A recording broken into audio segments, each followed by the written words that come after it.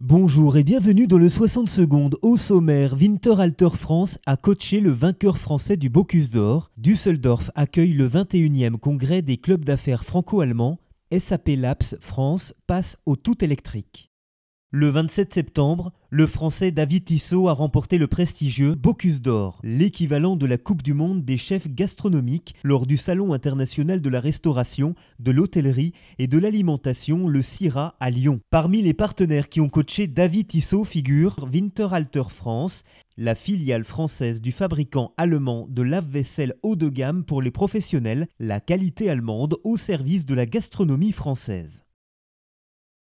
Düsseldorf a accueilli les 30 septembre et le 1er octobre le 21e congrès des clubs d'affaires franco-allemands. Organisé par le club de Rhénanie du Nord-Westphalie, cette édition a réuni en Figital plus de 100 membres du réseau des clubs d'affaires franco-allemands existants dans les deux pays, plus de 7000 Français et près de 780 entreprises françaises, dont Schneider Electric, Air Liquide ou encore L'Oréal, sont établies en Rhénanie du Nord-Westphalie.